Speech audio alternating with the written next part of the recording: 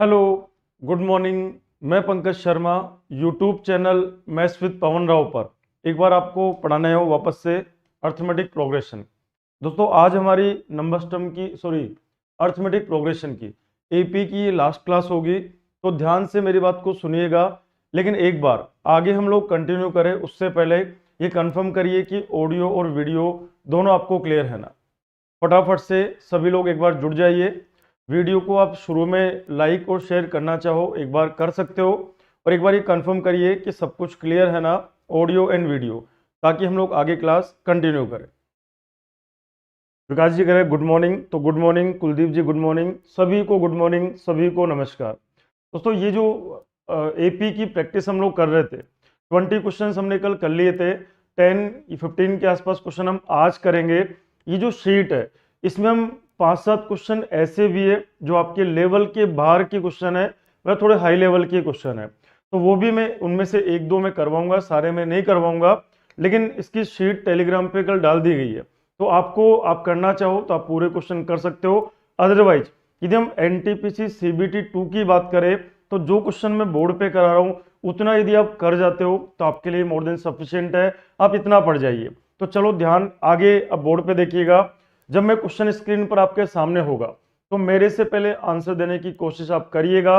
AP के सारे फॉर्मूले मैंने आपको पढ़ा दिए थे। तो चलिए, पहला क्वेश्चन आपके सामने, क्वेश्चन स्क्रीन पर आपके सामने है। Good morning sir. Abhishek ji कह रहे गुड मॉर्निंग, तो good morning. Vikas ji good morning, सभी को गुड मॉर्निंग। एक बार शुरुआत में आप वीडियो को लाइक या शेयर एक बार करना चाहो थोड़ा तो आप कर सकते हो, ताकि आगे हम लोग क्लास को कंटिन्यू करें। पहला क्वेश्चन स्क्रीन पर आपके सामने है। क्वेश्चन क्या है दोस्तों, यहां पर ध्यान से सुनिएगा। किसी समांतर श्रेणी का पीवा, क्यूवा और आरवा जो पद है वो ए बी सी है यहाँ पर। तो आप क्या करिए दोस्तों, किसी समांतर श्रेणी की पी, क्यू और आरवा, तीन टर्म आपको दे रखी है। पीवा पद एक आपको दे रखा है, क्यूवा पद और एक दे रखा है आपको आरवा पद। कौन कौन है? ए, बी और सी है। तब आपको इसका मान पता करना है। तो आप कैसे करेंगे क्वेश्चन को? आप एक काम करिए, जब भी इस पैटर्न के क्वेश्चन आ जाए, सबसे अच्छी अप्रोच है, पी को आप मान लीजिए 1। पी को आपने क्या मान लिया? 1 मान लिया। आगे बात करें, क्यू को मैंने क्या मान लिया? 2, तो हमने कहा इसको 2 मान लिया। आर को मैंने क्या कहा यहाँ पर? 3, तो हमने कहा ये 3 मान लिया। तो पहला पद, दूसरा पद और तीसरा पद कौन कौन है? ए, बी और सी है। इस ए को भी मैंने क्या मान लिया? 1। आगे बात करें, बी को भी मैंने क्या मान लिया? 2। और बताइए सी को भी मैंने क्या मान लिया? 3 मान लिया। तो ध्यान रखिए, क्या ये एपी में है क्या? तो आप बोलेंगे हाँ जी बिल्कुल एपी में है। तो आपने ऐसा मान लिया कि एपी का जो फर्स्ट टर्म है वो 1 है, सेकंड टर्म 2 है और थर्ड टर्म क्या है यहाँ पर? 3 है। आपने ऐसा मान लिया।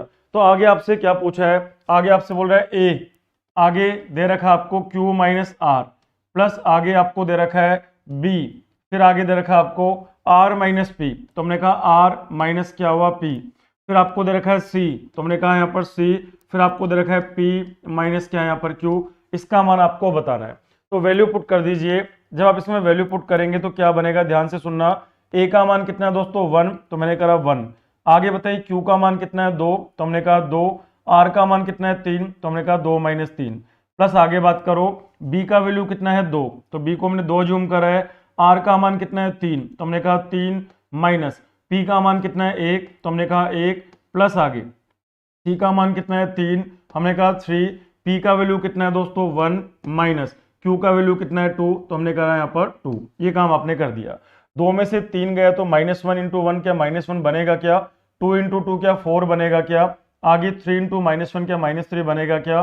4 पॉजिटिव एंड 4 नेगेटिव, क्या आंसर 0 बनेगा क्या? तो आप कह सकते हो कि अपना जो आंसर बनेगा दोस्तों वो आंसर क्या बनेगा? सी बन जाएगा। उम्मीद है ये आपको समझ में आ गया होगा। कोई भी एपी आप ले सकते हो, आप कोई भी एपी ले सकते हो। मैंने कहा पहला, दूसरा और तीसरा। तो कह रहा है पीवा पद, क्यूवा पद और आरवा पद। मैंने मान लिया पी क्यू आर को 1 2 3। तो किसी भी एपी का पहला पद, दूसरा पद, तीसरा पद, ऐसा मैं कह सकता हूं। यहां पर आपको सर क्या वैल्यू चेंज करेंगे तो आंसर बदलेगा क्या? आप करके देखा करो ऐसे, आप जल्दबाजी मत करा करिए। और आप देखो, आप करके देखो। पहले तो आप एक एपी लिख दो, आप कोई से भी एक एपी आप कोई से भी लिख दो। जैसे मान लो मैंने कहा कि यहाँ 1 लिख दिया मैंने, 1 के बाद मैंने यहाँ 3 लिख दिया, 3 के बाद मैंने यहाँ 5 लिख दिया, 5 के बाद मैंने क्या लिख दिया यहाँ पर? 7 लिख दिया, 7 के बाद मैंने क्या लिख दिया? यहाँ 9 लिख दिया, 9 के बाद मैंने क्या लिख दिया? 11 लिख दिया। तो आप मुझे बताओ क्या ये जो मैंने लिखा है ये एपी है क्या? तो आप बोलेंगे हाँ सर बिल्कुल ये एपी है यहाँ पर। तो मैंने कहा ये पहला पद, ये दूसरा पद, ये तीसरा पद, ये चौथा पद, ये पांचवा पद, कोई सा भी ले लो आप। मान लो मैंने ये ले लिया, ये जो है ये वाला पद, ये कौन सा है? दूसरा, और ये कौन सा है? तीसरा। तो कह रहा है पीवा, तो पी की जगह मैंने एक ले लिया कि ये पहला पद है यहाँ पर।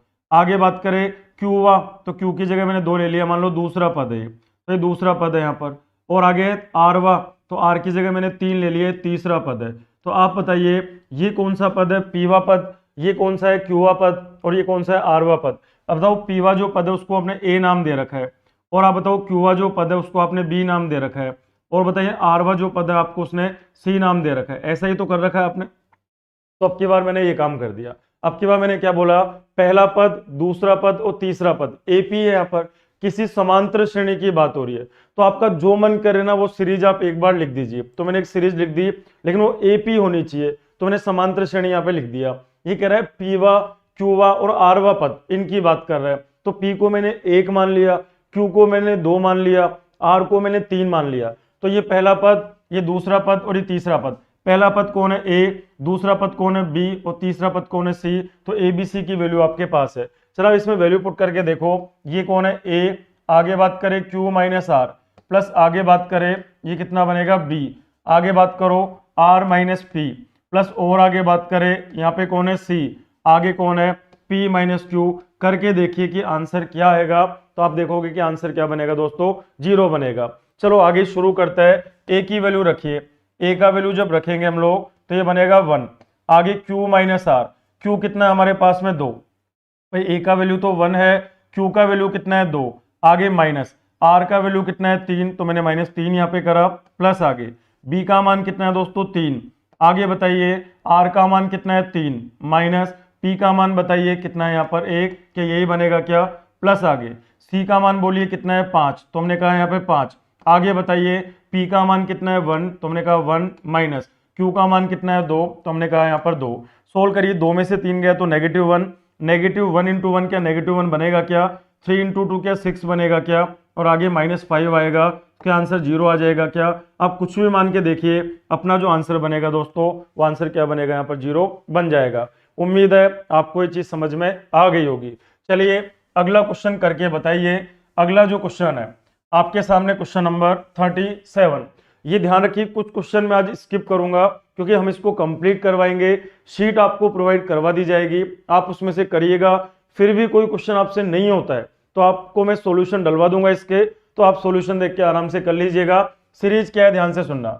एक आपको दे रखा है -9, ये आपको सॉरी माइनस नहीं है ये कोमा लगाइए यहाँ पर, ये फर्स्ट टर्म है यहाँ पर, ध्यान रखिएगा। थोड़ा सा मिसप्रिंट यहाँ पे, आप ये 9 है यहाँ पे एक कोमा लग रहा है इस तरीके से, तो ये कोमा लग रहा है।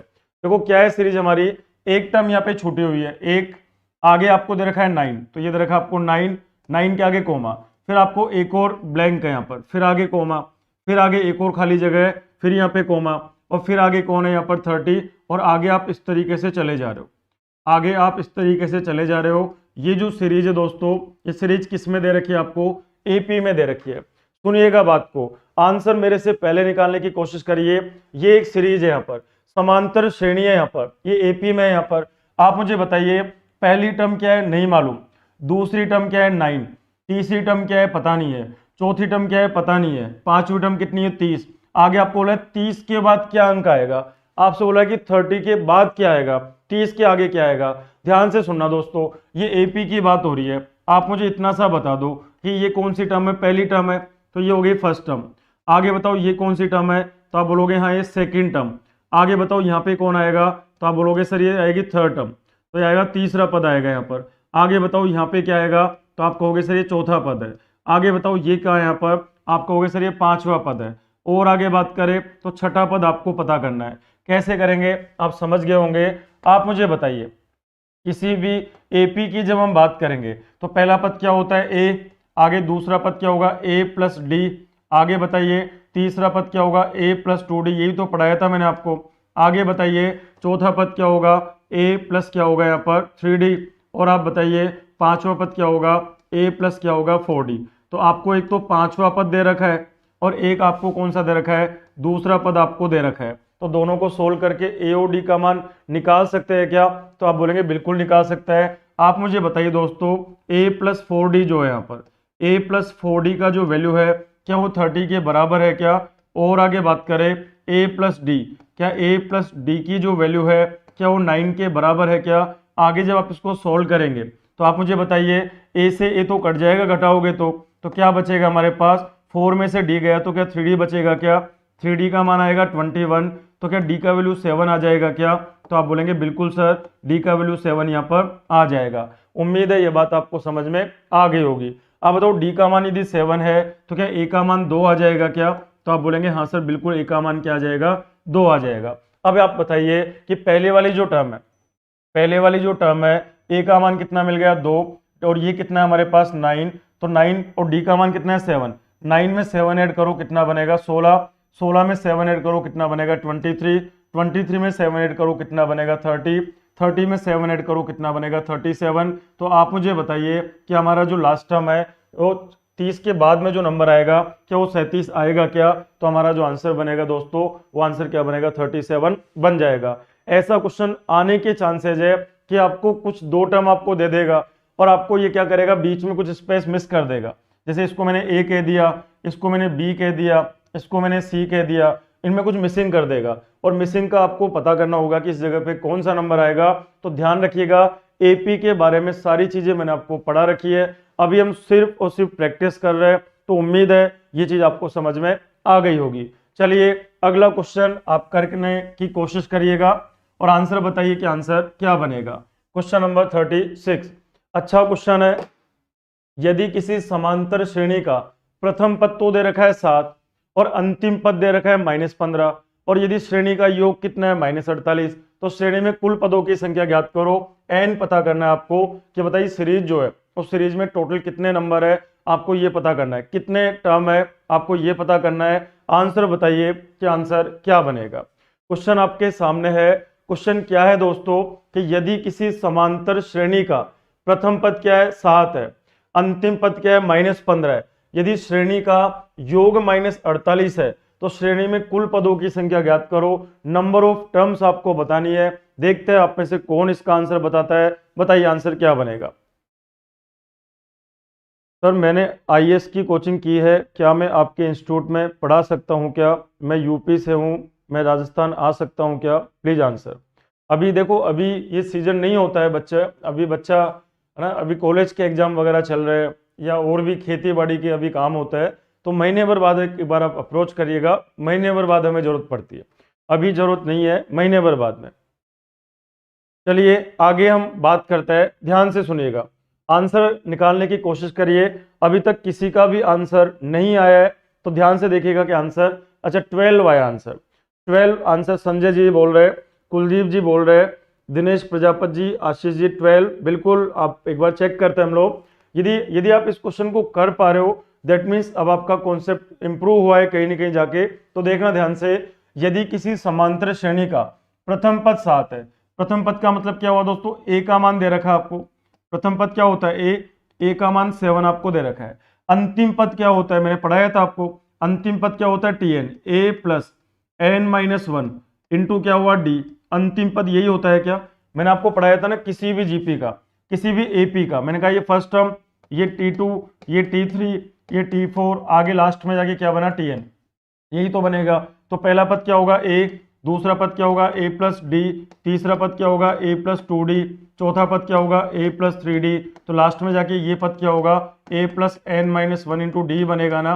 और इसी को क्या कहते हैं हम लोग? लास्ट टर्म कहते हैं, इसी को हम अंतिम पद कहते हैं। तो अंतिम पद का मान भी आपको दे रखा है। आप बताइए a का मान, फर्स्ट टर्म तो आपको 7 दे रखी है, अंतिम पद आपको दे रखा है कितना? -15। तो a प्लस क्या हुआ दोस्तों?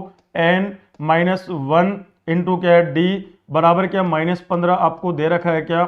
बिल्कुल आपको दे रखा है। a का वैल्यू रखिए 7, तो क्या बन जाएगा? ये बनेगा n-1। आगे बताइए क्या बना? d बराबर, यहाँ पे -15 है और a का मान 7 जब उधर जाएगा तो -7, 15 और 7 क्या? 22 बन जाएगा क्या?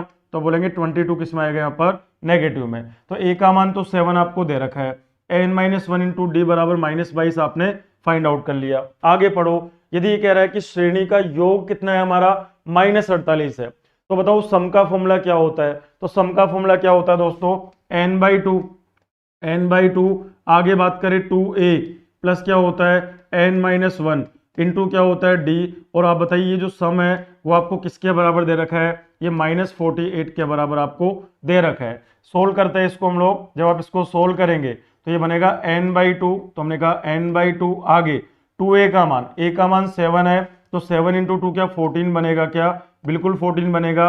n-1 इंटू डी का वैल्यू क्या -22 है क्या? तो ये बनेगा माइनस का 22 बन जाएगा। आगे बात करें बराबर में बनेगा माइनस का 48 ये बनेगा।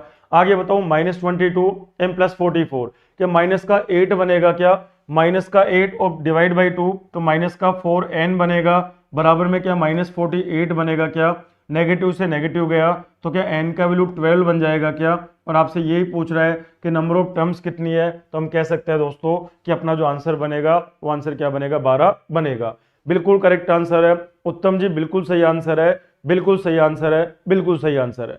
चलिए अगले क्वेश्चन की बात हम लोग करते हैं। अगला क्वेश्चन ट्राई, ये देखो अच्छे क्वेश्चन है, ध्यान रखिएगा। अर्थमेटिक प्रोग्रेशन में यदि मैं आपको 30 क्वेश्चन करा रहा हूं तो आप ये मान के चलना दोस्तों कि इससे बाहर एग्जाम में आपको नहीं पूछा जाएगा। रेलवे की मैं बात कर रहा हूं, रेलवे में इसके बाहर नहीं देखा जाएगा।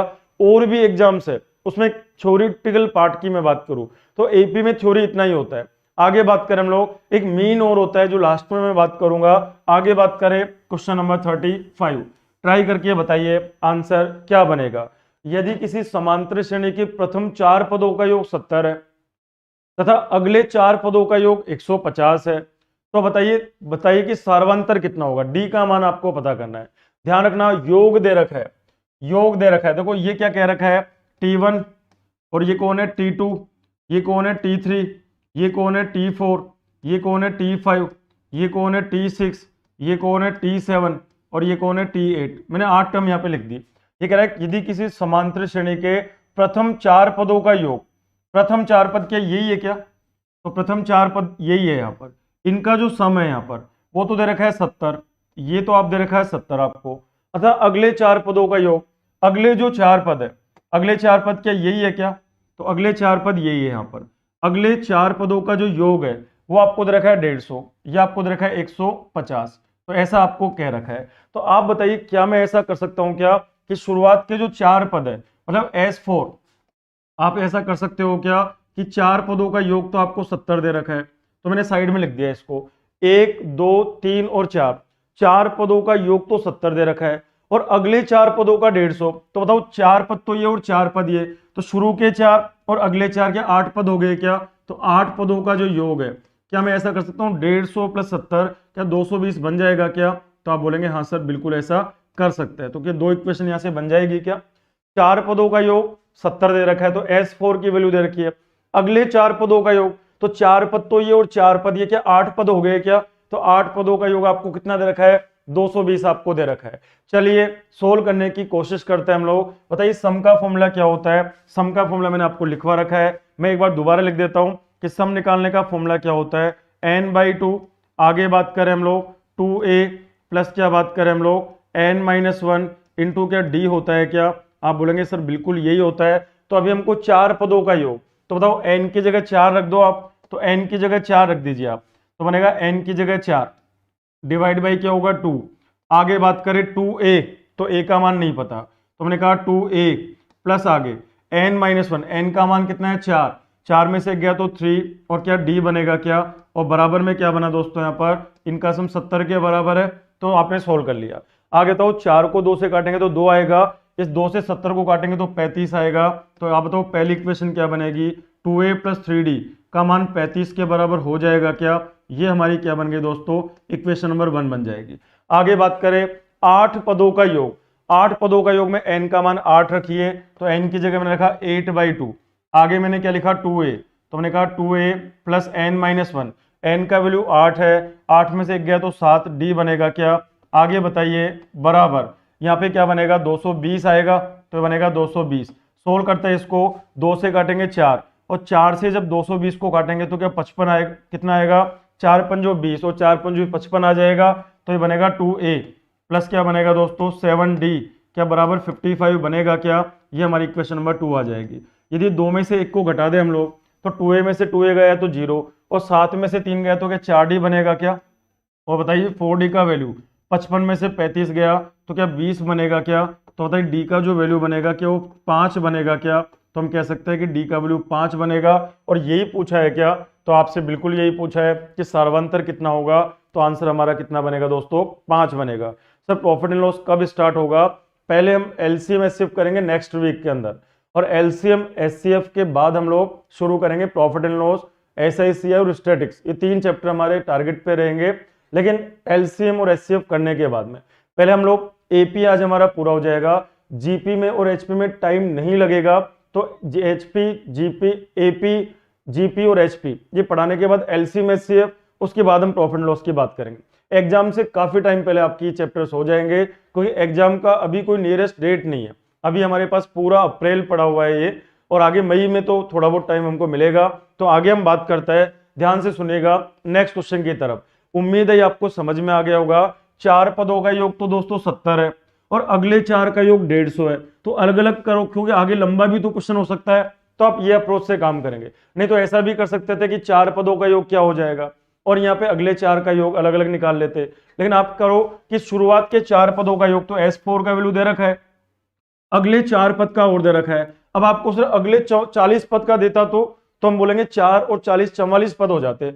अभी हमको कह रहा है 4 और 4 8 पद का योग आपको दे रखा है, तो 4 पदों का योग दे रखा है, 8 पदों का योग दे रखा है। दोनों को जब सोल्व करेंगे तो डी का मान हमारे को मिल जाएगा, और डी का वैल्यू यदि हमारे को मिल गया तो आप इसमें आपसे यही पूछ रहा है कि सर्वांतर कितना होगा, तो आंसर हमारा क्या हो जाएगा दोस्तों? 5 हो जाएगा। चलिए अगले क्वेश्चन की बात, ये क्वेश्चन करके बता दो, ये क्वेश्चन करके बता दीजिए कि आंसर क्या बनेगा।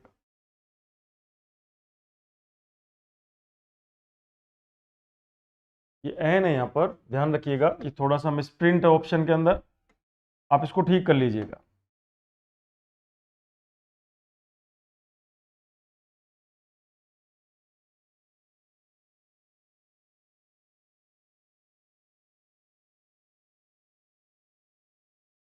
देखना क्या बोल रहा है ये कह रहा है कि a1 a2 a3 और an का मान बताओ। ये कह रहा है a1 प्लस कौन है a2 प्लस कौन है a3 प्लस आगे चलते हुए कहाँ तक का मान बताना आपको? an तक का मान बताना है।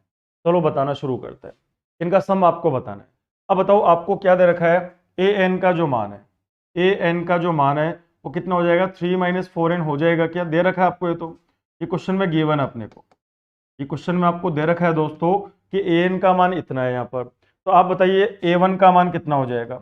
n की जगह 1 रख दो आप, तो ये बनेगा 3 माइनस क्या बनेगा 4। तो क्या a1 का मान -1 हो जाएगा क्या?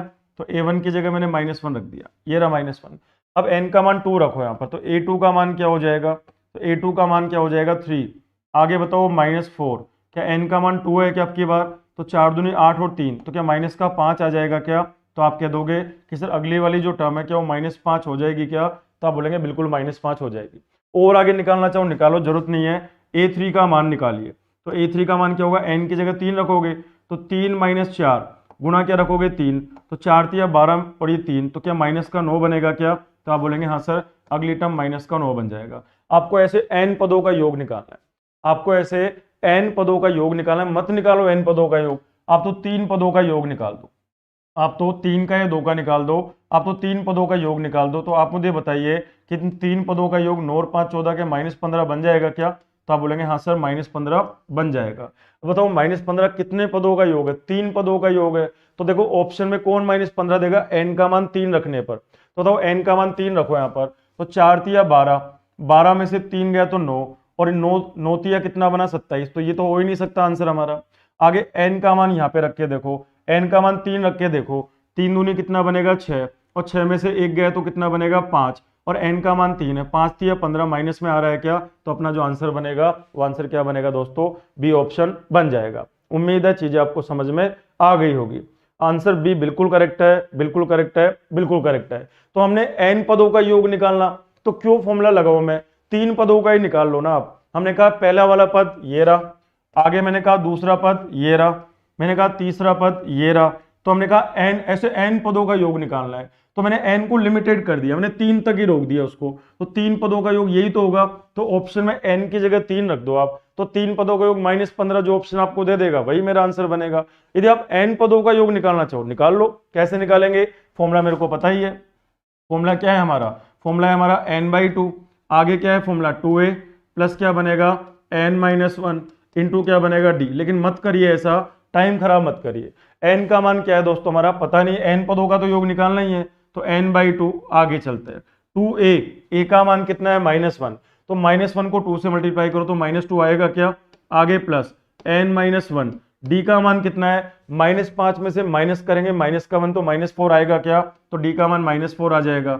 आप इसको सोल्व कर लेते हैं, जब इसको सोल्व करेंगे हम लोग तो ये बनेगा n/2, ये बन जाएगा n/2। आगे बात करें हम लोग, 2 माइनस का है, -4 -1 क्या 4 बन जाएगा क्या, तो प्लस का 4 और माइनस का 2 तो 2 आएगा यहाँ, तो ये तो 2 आ जाएगा, तो यहाँ तो 2 आ जाएगा। आगे बात करें, माइनस का 4 जब n से मल्टीप्लाई होगा तो माइनस का 4n बनेगा क्या, तो बिल्कुल माइनस का 4n बनेगा, तो माइनस का 4n प्लस का 2 आ जाएगा अंदर।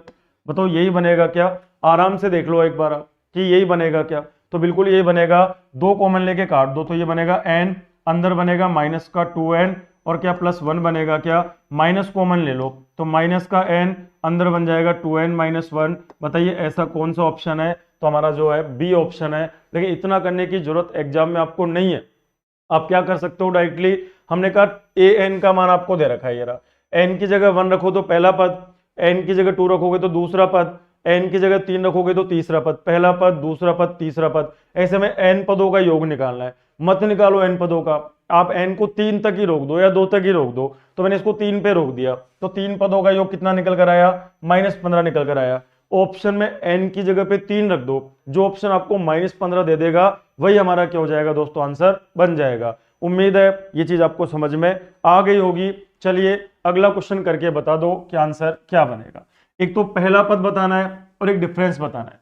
Find the first term and common difference, आपको ये बताना है कि पहला पद क्या होगा और सार्वंतर कितना होगा। इतना आसान क्वेश्चन है, एनटीपीसी में इस तरह के क्वेश्चन ही आपके आएंगे। तो बताइए आंसर क्या बनेगा।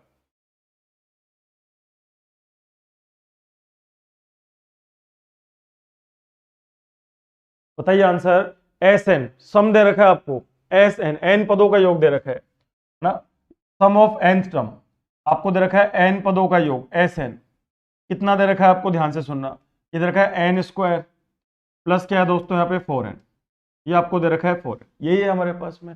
आपको दे रखा है एस एन का फॉर्मूला, तो हमने कहा एस एन का फॉर्मूला n² प्लस 4n आपको दे रखा है। क्या चीज है, n पदों का योग है। अब सुनना मेरी बात, ये मैंने कहा पहला पद, ये मैंने कहा दूसरा पद, ये मैंने कहा तीसरा पद, ये मैंने कहा चौथा पद, आगे चलते चलते ये कर दिया मैंने n पर, तो इन n पदों का योग आपको दे रखा है इतना। अब बताओ n की जगह 1 रख के देखो आप, यदि मैं n की जगह 1 रख के देखो, सुनना मेरी बात को यहाँ पर, यदि मैं n की जगह 1 रख दूं तो अब बताओ क्या बनेगा, s1 बराबर, तो यहाँ आएगा 1 का स्क्वायर, तो 1 का स्क्वायर प्लस क्या बनेगा 4 × 1, तो बताओ क्या सोल्व करने पे 5 आ जाएगा क्या, तो आप ये कह सकते हो कि पहला पद तो 5 हो जाएगा। ऐसा एक ही ऑप्शन है, हमने कहा एक पद का योग, तो पहला पद 5 आ जाएगा। आगे n की जगह 2 रखो, तो n की जगह 2 रखा हमने, तो 2 रखेंगे तो क्या बनेगा 2 का स्क्वायर, तो ये बनेगा 2 का स्क्वायर प्लस आगे क्या बनेगा 4 × 2 बनेगा क्या, आगे जब सोल्व करेंगे तो 4 दूनी 8 और 2 का स्क्वायर 2, तो 8 और 4 क्या 12 बनेगा क्या। अब 12 दूसरी टर्म नहीं है, दो पदों का योग 12 है। ध्यान रखिएगा, एक पद का योग तो 5 है, दो पदों का जो योग है ना दोस्तों वो 12 है। अब बताओ ये 12 कब होगा, जब ये 7 हो जाएगा तभी तो 12 होगा। तो ये आपको दे रखा है, एक पद का योग आपको दे रखा है कि एक पद का जो योग है, एक पद का योग तो आपको क्या दे रखा है 5 आ गया, और दो पदों का योग 12 आ गया, तो पहले पद का योग तो 5 ही होगा, दो पदों का योग कितना है 12, तो 12 कब होगा जब 5 में क्या जोड़ू 7, तभी तो 12 बनेगा। तो आपको क्या पूछ रहा है कि पहला पद बताओ, तो पहला पद तो 5 आ गया, और इन दोनों के बीच में अंतर कितने का है 2 का, तो सार्वंतर 2 आ गया। तो अपना जो आंसर है, क्या आंसर 5-2 आएगा क्या, तो बिल्कुल 5-2 आ जाएगा। आंसर क्या बनेगा दोस्तों, ए ऑप्शन हमारा बन जाएगा। उम्मीद है ये चीज आपको समझ में आ गई होगी। अच्छा क्वेश्चन है, और ऐसे ही क्वेश्चन आपको कोई हाई फाई क्वेश्चन आपके नहीं पूछा जाएगा, बहुत आसान आसान से क्वेश्चन आपके पूछे जाएंगे। चलिए अगले क्वेश्चन को ट्राई करके बता दो, ये हमने पहले कर लिया था। आगे बात करें 30 नंबर, ट्राई करके बताइए कि आंसर क्या बनेगा। यदि ए बी और सी समांतर श्रेणी में है तो आपको ये बताना है कि ये जो 3 टर्म है वो किस श्रेणी में होगी। वैसे मैंने एचपी और जीपी आपको पढ़ाई नहीं है, लेकिन आप बताइए यदि ए बी और सी समांतर श्रेणी में है तो आपको ये बताना है कि ये जो 3 टर्म आपको दे रखी है, ये पहली टर्म, ये पहली टर्म, ये कौन सी है, दूसरी वाली टर्म, और ये दे रखा है तीसरी वाली टर्म, ये आपको बताना है कि ये किस श्रेणी में होगी। जब भी ऐसा क्वेश्चन आए तो आप हमेशा कैसे काम करोगे, ध्यान से सुनिएगा। ए बी और सी एपी में है, यहाँ पर ए बी और सी क्या है, यहाँ पर एपी में है, तो एपी में 1 2 3 ले लो आप। क्या ये एपी में है क्या, तो आपका वैसे इन दोनों का अंतर 1 है और इन दोनों का अंतर 1 है, तो एपी में हो गया यहाँ पर। तो ए को तो ले लो 1, ए को तो क्या ले लीजिए दोस्तों 1 ले लीजिए, बी को क्या ले लीजिए 2, तो बी को मैंने 2 ले लिया, सी को क्या ले लीजिए 3, तो मैंने सी को 3 मान लिया। बताओ 1 2 3 क्या एपी में है क्या, बिल्कुल एपी में है। अब आपसे पूछा है कि बताओ ये जो 3 टर्म है ना ये किस श्रेणी में होगी। चलो वैल्यू रखते हैं यहाँ पर, ए को हमने क्या माना 1, तो ए का मान तो 1 हो गया, 1 प्लस 1/BC, तो 1/BC, बी इंटू सी कितना बन गया 6, तो 1/6 यही बनेगा क्या। आगे बी का मान कितना है 2, तो हम लिखा 2 प्लस आगे सी इंटू ए, सी इंटू ए क्या 3 बनेगा क्या, तो 1 क्या कर दिया 3 कर दिया। और आगे बात करता है सी प्लस 1/B, सी का मान कितना है 3, तो मैंने कहा 3 plus A B, A into B क्या 2 है क्या, तो 1/2 बन गया। जरा सोल्व करो इसको आप, जब सोल्व करेंगे इसको तो 6 कम 6 और 1 7/6 बनेगा ये, तो आगे ये बनेगा 3 दूनी 6 और 1 7/3 बनेगा ये।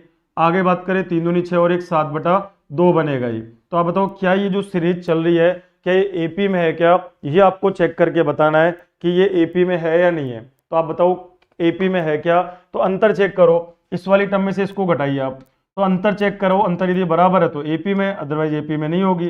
तो इसमें से इसको घटाइए और इसमें से इसको घटाइए, तो क्या बनेगा 7/3 माइनस क्या बना 7/6। तो आप मुझे बताइए 3 और 6 एलसीएम 6 बन गया, तो ये बनेगा 14 माइनस ये बनेगा 7, तो क्या 7/6 आया है क्या, तो आप बोलेंगे बिल्कुल 7/6 आ गया।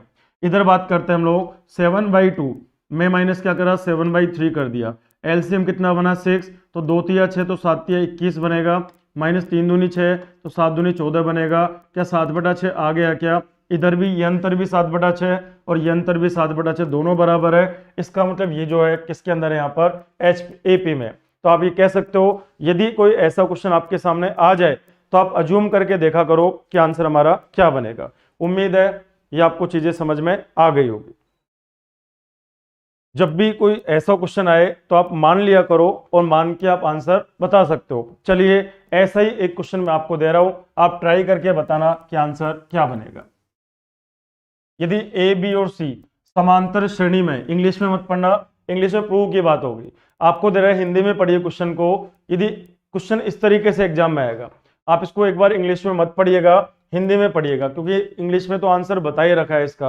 आप क्या करना, आपको दे रखा है ए बी और सी समांतर श्रेणी में है, तब आपको ये बताना है कि ये 3 पद, एक पद, दूसरा पद और तीसरा पद, ये कौन सी श्रेणी में होंगे। वैसे मैंने आपको जीपी और एचपी अभी नहीं पढ़ाया, लेकिन आप ये दिमाग में रखना कि ए बी सी समांतर श्रेणी में है, तो आप इसको 3 वैल्यू कुछ भी मान लो आप, और ऐसी मानना जो समांतर श्रेणी में हो। तो ए को मैंने मान लिया 1, बी को मैंने मान लिया 2 और सी को मैंने मान लिया 3। तो ए को मैंने मान लिया 1, बी को मैंने मान लिया 2 और सी को मैंने मान लिया 3, ये मैंने मान लिया। तो आपको कह रहा है कि ये एक पद, ये दूसरा पद और ये तीसरा पद, ये किस में होंगे, तो हम कह सकते हैं किस में होंगे। ए का वैल्यू 1 रखो, तो ए का वैल्यू 1 रख दिया, ये रहा 1। बी का वैल्यू 2 है तो 1/2 प्लस सी का 3 है तो 1/3, तो पहला पद तो यही बनेगा। आगे बात करें बी का मान कितना है 2, तो बी का मान 2, सी का कितना है 3, तो 1/3 प्लस 1/1 यही बनेगा। आगे सी का मान है 3, ए का मान 1 तो 1/1, बी का मान 2 तो 1/2। सोल्व कर लीजिए इसको, आप सोल्व करेंगे तो 3 और 2 6 एलसीएम आएगा, तो ये बनेगा 5/6। इसको सोल्व करेंगे तो 5/6 बन जाएगा। आगे यहाँ पे हम सोल्व करेंगे तो ये 3 क्या आएगा 1/3 और 1/1, तो 3 तो आएगा एलसीएम, तो क्या 4/3 गुणा 2 क्या 8/3 बनेगा क्या, तो आप बोलेंगे हाँ सर, सोल्व करने पे ये 8/3 यहाँ पर बन जाएगा। आगे बात करो यहाँ पे कितना बनेगा ये, तो ये बनेगा 3/2 और 3 गुणा 3 क्या 9/2 बन जाएगा क्या, तो आप बोलेंगे हाँ सर बिल्कुल ये 9/2 यहाँ पर बन जाएगा।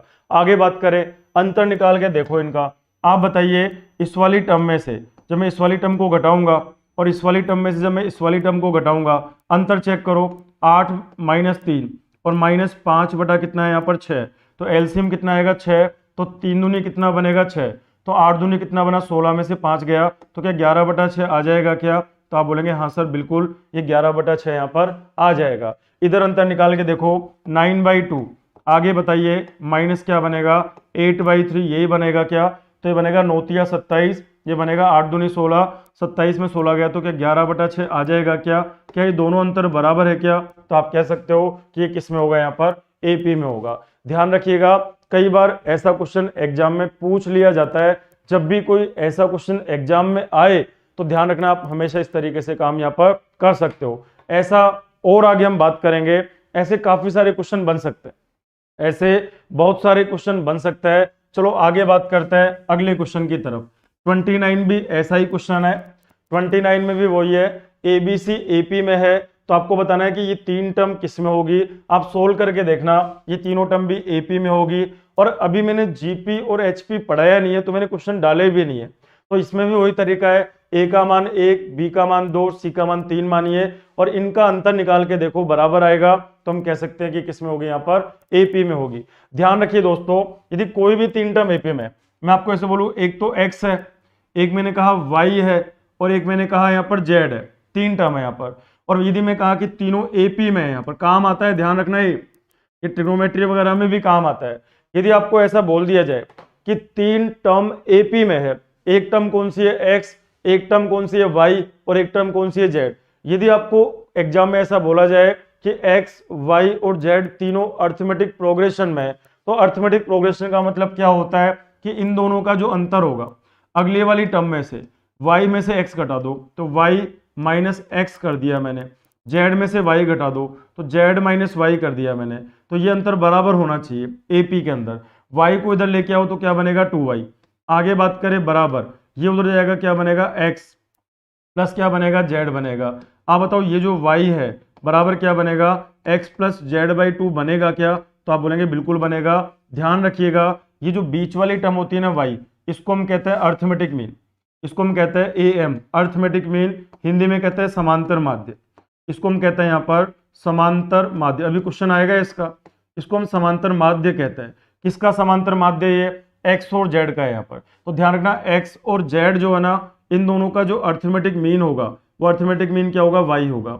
और y निकालने का तरीका क्या होता है, x प्लस z दोनों को जोड़कर किसका भाग लगा दो, यहाँ पर 2 का भाग लगा दो। ध्यान रखिएगा ये बहुत काम आता है, इसको हम अर्थमेटिक मीन कहते हैं। यदि मैं आपको ऐसे बोलता कि a ये कौन है यहाँ पर, b और क्या है यहाँ पर c, तो आगे मैं बात करूं, मैंने कहा तीनों के तीनों किस में, एपी में है, यहाँ पर ये एपी में है। याद रखना यदि तीनों टर्म एपी में है, इसका मतलब जो मिडिल वाली टर्म है ना बी, ये जो बी है ये बराबर क्या होगी ए प्लस क्या होगी सी, इसके पास वाली दोनों टर्म का सम करके डिवाइड यदि 2 से करोगे तो ये जो चीज है यहाँ पर बी, ये अर्थमेटिक मीन होगा। किसका अर्थमेटिक मीन है? ये ए और सी का अर्थमेटिक मीन है। तो ध्यान रखिएगा इसको समांतर माध्य हम लोग कहते हैं। किन्हीं भी 2 संख्याओं का समांतर माध्य निकालने का तरीका क्या होता है, दोनों को ऐड करके डिवाइड क्या कर दो दोस्तों, 2 कर दीजिए। यदि मैं आपसे ऐसे बोलूं कि बताइए n1 और आगे क्या लिखा मैंने n2, बताइए n1 और n2 का अर्थमेटिक मीन कितना होगा, का समांतर माध्य कितना होगा, तो आप इन दोनों को ऐड करिए तो हम बोलेंगे n1 प्लस क्या करेंगे हम लोग n2 और डिवाइड क्या कर देंगे 2 कर देंगे, तो ये जो होगा ना ये अर्थमेटिक मीन होगा। किसका अर्थमेटिक मीन होगा? ये n1 और n2 का होगा। चलिए इसका एक क्वेश्चन करें, उससे पहले आप ये बताइए कि ये जो क्वेश्चन है इसका आंसर क्या बनेगा। ये तो आसान है, स्क्रीन पे एक क्वेश्चन आपके सामने लगा हुआ है, आप आंसर बताइए कि इस क्वेश्चन का आंसर क्या बनेगा।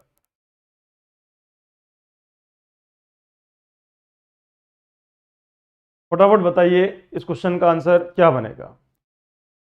देखो ये क्या कह रहा है, T15 प्लस T20 का मान क्या होगा, तो आप बताइए T15 प्लस T20 का मान क्या होगा।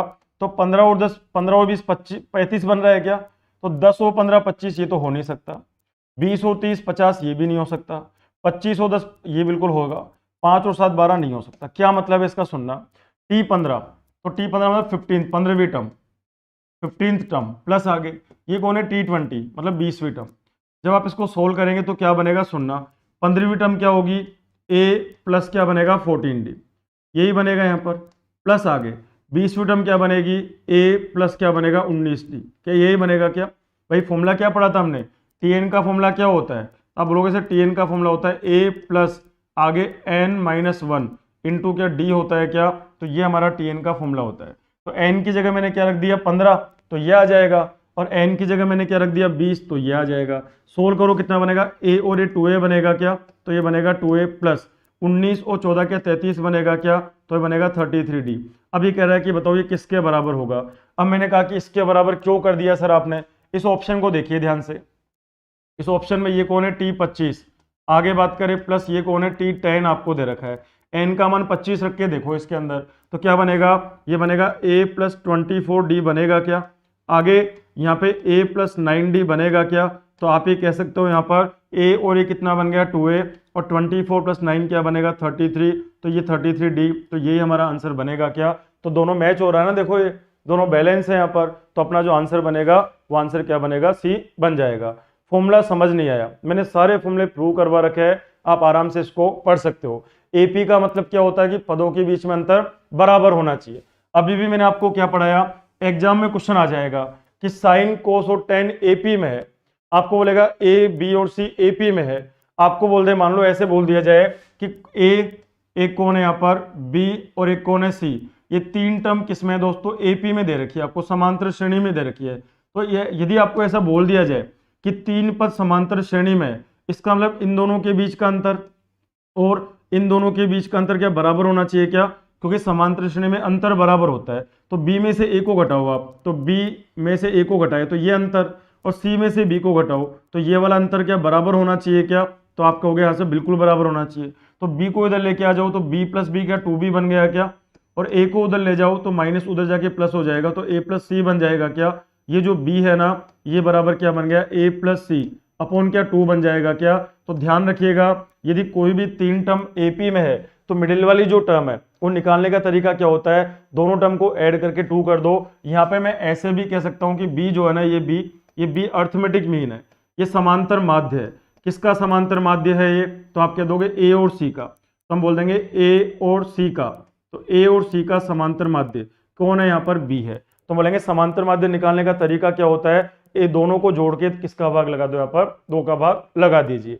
जैसे मैं आपको ऐसे कहता कि बताइए 10 का और 14 का अर्थमेटिक मीन क्या होगा, मैंने कहा कि इनका समांतर माध्य क्या होगा, मतलब इनके बीच में कौन आएगा, तो हम क्या करेंगे दोनों को ऐड कर दो 10 और 14 और डिवाइड बाई 2 कर दो, तो क्या 12 आ जाएगा क्या, तो आप कह सकते हो कि 12 इनका क्या हो जाएगा, समांतर माध्य हो जाएगा। इसका एक क्वेश्चन भी मैंने ले रखा है, इसका एक क्वेश्चन देखो ये रहा, 5 और 13 के बीच 3 अंकगणितीय माध्य कौन से होंगे। क्वेश्चन सुनिएगा, 5 और 13 के बीच में 3 समांतर माध्य पता करना है। तो एक संख्या कौन सी है 5, तो ये संख्या 5 है, एक संख्या कौन सी है 13, तो एक संख्या 13 है, इनके बीच में 3 समांतर माध्य 1 2 और 3 आपको पता करना है। तो पहले बताइए 5 और 13 का समांतर माध्य क्या होगा, तो आपको बताना सिखा दिया हमने, 5 और 13 का एम क्या होगा समांतर माध्य, तो बोलेंगे इन दोनों का समांतर माध्य क्या होगा, तो 5 को और 13 को जोड़ेंगे हम लोग और जोड़ के 2 का भाग लगाएंगे, तो 13 और 5 18 बटा 2 के 9 आ जाएगा क्या, तो बताओ इनके बीच में कौन आएगा, 9 आ जाएगा, तो ये तो बीच में 9 आ गया। आगे बात करें हम लोग 5 का और 9 का समांतर माध्य निकाल सकते हो क्या, तो आप बताइए 5 का और एक 9 का, इन दोनों की बात करो, इन दोनों का समांतर माध्य क्या होगा, तो इनका जो एम होगा मतलब इनके बीच में कौन आएगा 5 प्लस 9 बटा क्या 2 कर देंगे क्या, तो 9 और 5 14 बटा 2 के 7 आ जाएगा क्या, तो यहाँ पे 7 आ जाएगा, तो ये काम भी आपने कर दिया। उधर बात करते हैं हम लोग, उधर की बात करें ध्यान से देखिएगा, 9 का और 13 का अर्थमेटिक मीन क्या होगा, तो अर्थमेटिक मीन निकालो 9 और 13 का, तो 9 प्लस 13 क्या डिवाइड बाई 2 कर देंगे क्या, तो 13 और 9 कितना बनेगा 22 बटा 2 क्या 11 बन जाएगा क्या, तो आप बताओ यहाँ पे क्या आ जाएगा 11 आ जाएगा। तो बताओ 7 9 11 ऑप्शन में है क्या, तो आंसर क्या बनेगा दोस्तों हमारा ए बन जाएगा। ध्यान रखो ये एपी बन गई, देख लो यहाँ पर ये एपी बन चुकी है यहाँ पर, तो 5 और 7 का अंतर 2 है, 7 और 9 का अंतर 2 है, 9 और 11 का अंतर 2 है, और 11 और 13 का अंतर 2 है, तो ये जो 3 है यहाँ पर ये 3 समांतर माध्य किसके हैं यहाँ पर 5 और 13 के हैं। तो ध्यान रखिएगा अपना जो आंसर बनेगा वो 7 9 और क्या बनेगा दोस्तों 13 बन जाएगा। अब एक बात सुनिएगा मेरे ध्यान से, इसमें इस शीट के अंदर टोटल 41 क्वेश्चन है, इस शीट में टोटल 41 क्वेश्चन है, इसमें से 25 से 30 क्वेश्चन, इसमें से 25 से 30 क्वेश्चन हम कर चुके हैं, बाकी क्वेश्चन आप घर पे अब ट्राई करना, कल संडे है, इसकी सॉल्यूशन मैं डलवा दूंगा मंडे को, अभी नहीं डलवाऊंगा, अदरवाइज आप सॉल्यूशन देख देख के टीप लोगे। तो मंडे को आप थोड़ा इस पे स्ट्रगल करिए, आप क्वेश्चन के साथ में थोड़ा लड़िए। आगे मंडे को मैं इसका सॉल्यूशन आपको डलवा दूंगा। प्लस मंडे को हम लोग जो बात करेंगे वो किसकी बात करेंगे, हम लोग जीपी की बात करेंगे, ज्योमेट्रिक प्रोग्रेशन की बात करेंगे।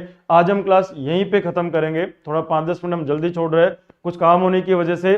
तो आप क्या काम करिए दोस्तों, इस पूरे क्वेश्चंस को आप करिए। आपको इसकी पीडीएफ डलवा दी गई है टेलीग्राम पे। कल मैंने अर्थमेटिक प्रोग्रेशन एपी की जो पीडीएफ है वो Telegram channel maths with Pawan Rao पे डलवा दी है। आप संडे को बैठ के इसको पूरा कर लीजिए ताकि एग्जाम में कभी एपी का क्वेश्चन आपका गलत ना हो। आगे हम बात करेंगे अब जीपी और एचपी के बारे में, फिर हम बात करेंगे एलसीएम और एचसीएफ के बारे में। उम्मीद है अर्थमेटिक प्रोग्रेशन आपको बहुत बढ़िया समझ में आ गया होगा। यदि आपको समझ में आ गया है बढ़िया तो आप कमेंट करके जरूर बताइएगा, और वीडियो को आप लाइक और शेयर भी कर सकते हो। आज के लिए इतना ही है, अपना ध्यान रखिए, खुश रहिए और मेहनत करिए। Thank you, goodbye, take care and bye bye.